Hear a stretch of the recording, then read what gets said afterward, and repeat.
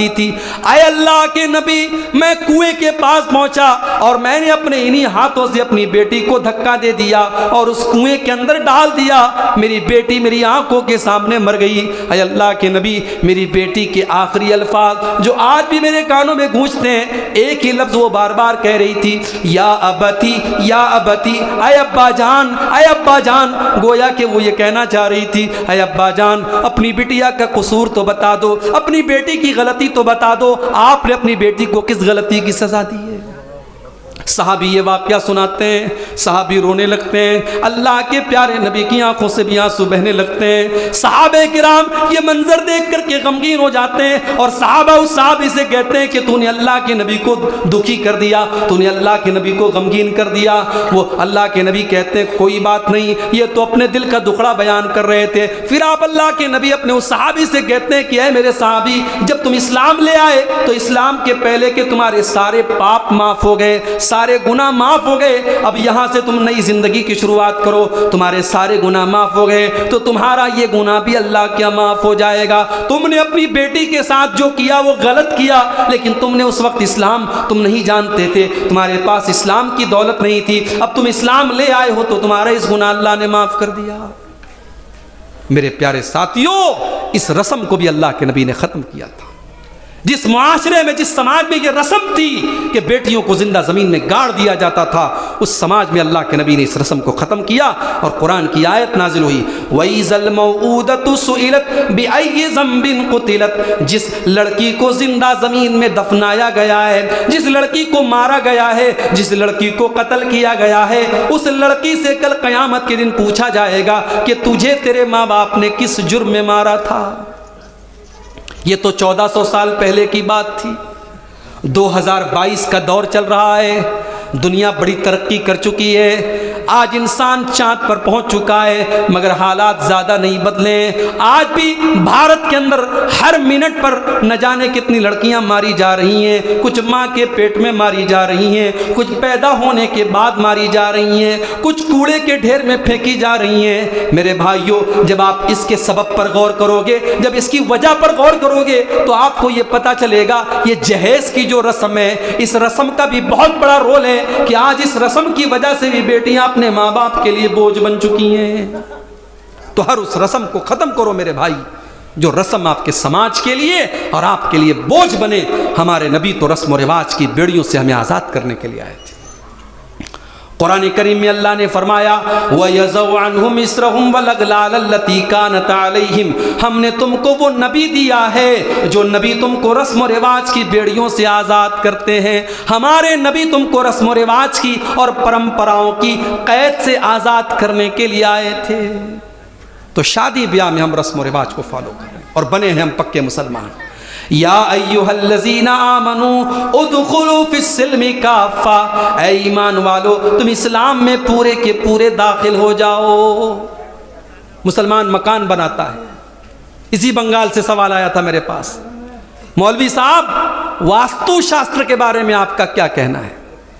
मैंने कहा वास्तु शास्त्र क्या होता है। बोले वो एक इल्म होता है और उसके मुताबिक लोग अपना मकान बनाते हैं कि किचन यहाँ रखना है, कमरा यहाँ रखना है, बाथरूम यहाँ रखना है। बहुत से मुसलमान भी उस पर अमल करते हैं। मैंने कहा इस्लाम के अंदर वास्तु नाम की कोई चीज़ नहीं है। हाँ, जब आप अपने घर का बाथरूम बनाएं तो ये देखें कि वो पूरब और पश्चिम में नहीं है। बाकी आपका किचन कहीं पर भी हो, आपका कमरा कहीं पर भी हो, वास्तु शास्त्र की इस्लाम में कोई हैसियत नहीं है। आज कितने मुसलमान हैं जो घर मकान बनाने में वास्तु शास्त्र को देखते हैं। मकान के अंदर वो तावीज़ लटकाते हैं, दरवाजे के ऊपर वो तावीज़ लटकाते हैं बरकत के नाम पर। 786 लिखा होता है बरकत के नाम पर। ये तमाम चीज़ें मेरे प्यारे भाइयों हराम है। सबसे पहले अपने अकीदे की इस्लाह करो, अपनी तौहीद की इस्लाह करो। इसके बगैर हम अल्लाह ताला क्या कामयाब नहीं हो सकते। अल्लज़ीना आमनू वलम यल्बिसू ईमानहुम बिजुल्मिन उलाइका लहुमुल अम्नु वहुम मुहतदून। जो लोग ईमान लाए और उन्होंने अपने ईमान के साथ शिर्क की मिलावट नहीं की, उनके ईमान में, उनकी तौहीद में शिर्क की मिलावट नहीं थी, वही लोग अल्लाह के यहाँ कामयाब होने वाले हैं। आज आपके घर में अगर औरतें शिर्क कर रही हैं, अगर बच्चों के गले में तावीज़ पहना जा रहा है तो ये भी शिर्क है, ये भी शिर्क है। अगर किसी पीर और बाबा के पास जा करके आपके घर की औरतें सजदा कर रही हैं तो ये भी शिर्क है मेरे भाइयों। अगर आपके घर में नजरे बद से बचने के लिए नींबू और मिर्चा टांगा जा रहा है तो ये भी शिर्क है। अगर आपके घर में खैर और बरकत के नाम पे तावीज़ लटकाया जा रहा है तो ये भी शिर्क है। यहाँ तक कि अगर आपके घर में माँ की कोई कसम खाता है, बाप के नाम की कोई कसम खाता है, औलाद के नाम की कोई कसम खाता है तो ये भी शिर्क है। अल्लाह के नबी ने फरमाया मन हलफ बिगैरिल्लाहि फ़क़द अशरक, जिसने गैरुल्लाह के नाम की कसम खाई उसने शिर्क किया। आज लोग बड़े धड़ल्ले से कसम खाते हैं, बीवी के सर पे हाथ रख के कहते हैं तेरी कसम खाता हूँ, तेरे सर की कसम खाता हूँ। हराम है ये। तो अब सबसे पहले हम और आप अपने अकीदे की इस्लाह करें, नमाज की पाबंदी आप कीजिए। ठीक है, बहुत अच्छी बात है, आपका कारोबार चल रहा है, आपकी दुकान चल रही है, लेकिन दुकान का ये मतलब नहीं है कि आप नमाज मत पढ़िए। मुसलमान कारोबार भी करता है, दुकान भी करता है, नमाज भी पढ़ता है।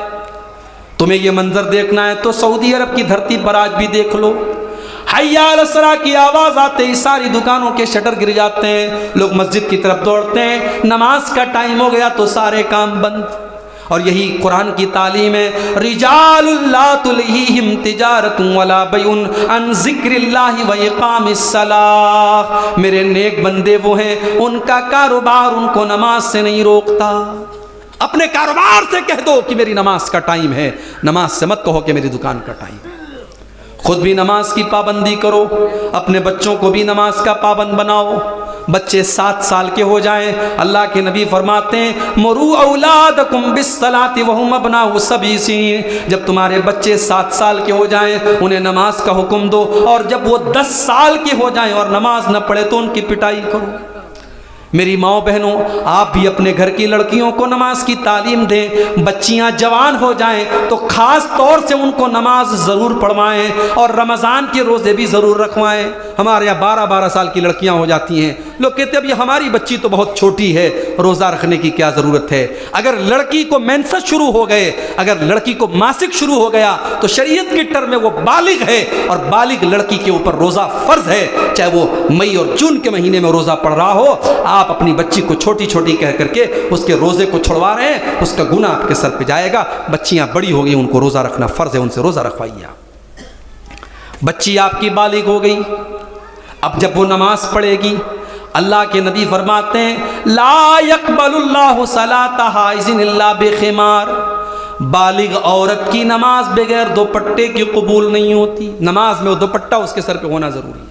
लड़की बालिग हो गई, बगैर दुपट्टे के नमाज नहीं पढ़ सकती। यह अल्लाह के नबी की हदीस है। कभी कभी आप सोचिए मेरे भाई के कुरान में अल्लाह ने कैसी कैसी बातें बयान की। घर में लड़की अपने माँ के, अपने बाप के सामने, अपने भाई के सामने, सास अपने दामाद के सामने, जाहिर है दामाद से पर्दा तो नहीं है, भाई से पर्दा तो नहीं है, बाप से पर्दा तो नहीं है, ससुर से पर्दा तो नहीं है, मगर कुरान क्या कहता है वलियज़रिबन बिखुमुरिहिन्ना अला जुयूबिहिन्ना। ऐ मुसलमान औरतों, अपने महरम रिश्तेदारों के सामने भी तुम्हारा दुपट्टा तुम्हारे सीने पर होना चाहिए। ये ना हो कि अरे मेरा भाई है दुपट्टा जहाँ तहाँ रखा रहे, नहीं, दुपट्टा तुम्हारे सीने पर होना चाहिए। ये रब का कुरान बता रहा है, औरत को दुपट्टा रखने का तरीका कुरान बता रहा है। और आगे फरमाया वला यज़रिबना बिअरजुलिहिन्ना लियुलमा मा युख्फीना मिन ज़ीनतिहिन्ना। ऐ मुसलमान औरतों, जब तुम ज़मीन पे चला करो तो अपने पाँव को ज़मीन पे ज़ोर ज़ोर से मार के न चला करो, ताकि तुम्हारे पायल की आवाज़ गैर मर्दों तक न जाए। मेरे प्यारे साथियों, जो इस्लाम औरत के पायल की आवाज़ को गैर मर्दों तक जाने की इजाज़त नहीं देता, वो इस्लाम इस बात की कैसे इजाज़त दे देगा कि औरत तेज़ खुशबू वाले परफ्यूम लगा करके जलसों में जाए, औरत तेज खुशबू वाले परफ्यूम लगा करके बाजारों और मार्केट में जाए, वो मर्दों के शाना बशाना और उनके साथ जा करके खड़ी हो जाए। औरत तो वो चीज होती है मेरे भाई, उसकी चाल से पता लग जाता है कि वो कितनी शर्म हया वाली है। हजरत मूसा अलैहिस्सलाम जब मदियन गए थे और भूखे प्यासे थे, एक पेड़ के नीचे बैठे हुए थे, तो मूसा अलैहिस्सलाम ने देखा कि दो लड़कियां हैं और अपने अपने जानवरों को लेकर के खड़ी हैं। लोग अपने अपने जानवरों को पानी पिला रहे हैं और वो दोनों लड़कियां लाइन से अलग खड़ी हुई हैं। हज़रत मूसा उनके पास पहुँचे और कहा